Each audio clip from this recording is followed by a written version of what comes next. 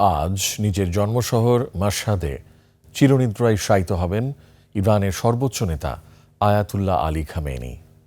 মাশহাদে ইমাম রেজার মাজার প্রাঙ্গণে তাঁকে দাফন করার প্রস্তুতি চলছে।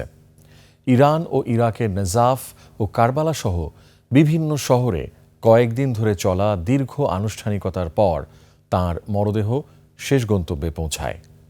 দাফন অনুষ্ঠানে যোগ দিতে জড়ো হয়েছেন লাখো লাখো মানুষ।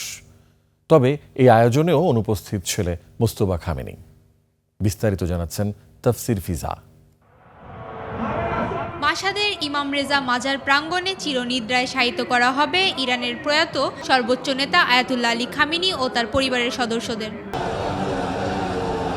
এর আগে ৮ জুলাই ইরাকের নাজাফ ও কারবালা সহ বিভিন্ন শহরে দীর্ঘ আনুষ্ঠানিকতা শেষে তার মরদেহ মাশহাদে পৌঁছালে লাখো মানুষ তাকে শেষ শ্রদ্ধা নিবেদন করে। মঙ্গলবার থেকে কালো পোশাক পরে এবং খামেনির ছবি হাতে নিয়ে ইমাম রেজা মাজারের সামনে জড়ো হন তারা।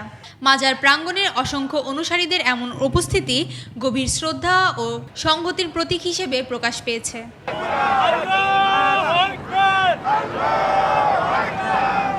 তবে এমন দিনেও নতুন সর্বোচ্চ নেতা এবং খামেনির ছেলে মোস্তফা খামেনিকে দেখা যায়নি। গুরুত্বপূর্ণ এই জামায়াতে তার অনুপস্থিতি রাজনৈতিক বিশ্লেষকদের মধ্যে নতুন আলোচনার জন্ম দিচ্ছে। গত ২৮ ফেব্রুয়ারি মার্কিন বিমান হামলায় আয়াতুল্লাহ আলী খামেনির মৃত্যুর পর থেকেই মোস্তফা খামেনিকে কোথাও দেখা যায়নি। তাফসির ফিজা, একুশে টেলিভিশন।